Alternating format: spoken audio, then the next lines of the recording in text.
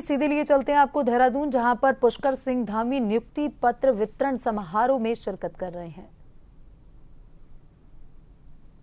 भविष्य में चिकित्सक बनकर देश और समाज की सेवा में अपना योगदान करेंगे। साथियों, आदरणीय प्रधानमंत्री श्री नरेंद्र मोदी जी के मार्गदर्शन एवं उनके सहयोग से हमारी राज्य सरकार स्वास्थ्य के क्षेत्र को निरंतर आगे बढ़ाने के लिए काम कर रही है।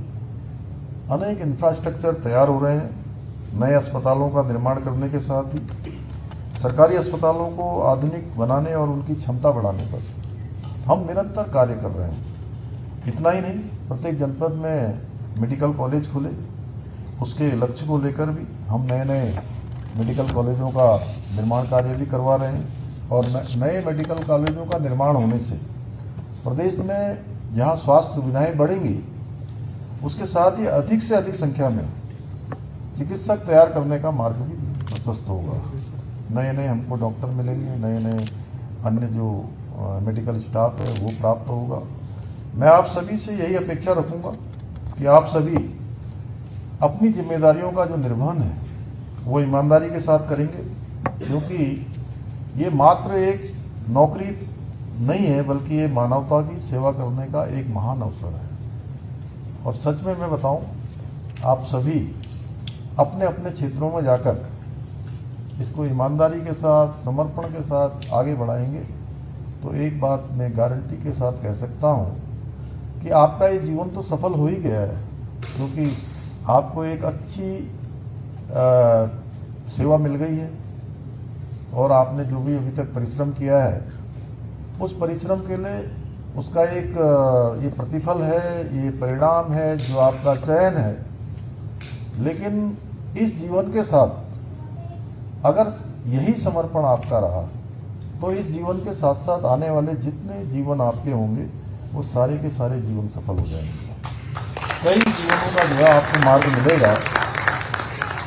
आपके कार्य एवं व्यवहार में सदैव सेवा की भावना परिलक्षित होनी चाहिए, तभी हम सच्चे अर्थों में आरोग्य के माध्यम से जनसेवा के अपने मिशन को आगे बढ़ाने में सफल हो सकेंगे।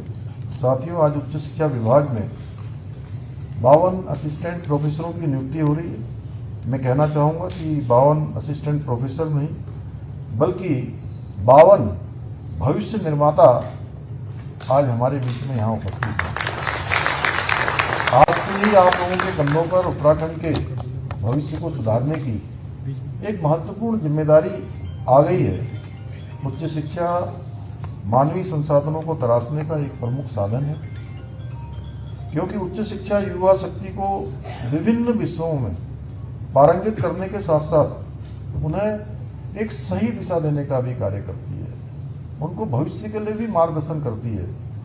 एक शिक्षक के रूप में आपका कर्तव्य है कि आप अपने शिक्षार्थियों को अच्छी शिक्षा देने के साथ साथ उनके भीतर समाज और देश के प्रति भी उनकी जिम्मेदारी क्या होनी चाहिए, इस भावना का भी आप संचार करें, जिससे कि वो आने वाले समय में देश के अच्छे नागरिक बने, समाज की अच्छी सेवा करें, राज्य की अच्छी सेवा करें, देश की अच्छी सेवा करें। आज के इस अवसर पर मैं आप सभी से आह्वान करना चाहूँगा कि आप युवाओं को एंटरप्रेन्योरशिप और स्टार्टअप के लिए भी प्रोत्साहित करें, क्योंकि आज इस क्षेत्र में, स्टार्टअप के क्षेत्र में अनेक उपलब्धियां हमारे ऐसे नौजवान युवा जिनके अंदर प्रतिभा है, क्षमता है, लेकिन संसाधनों के अभाव के कारण आगे नहीं बढ़ पा रहे थे।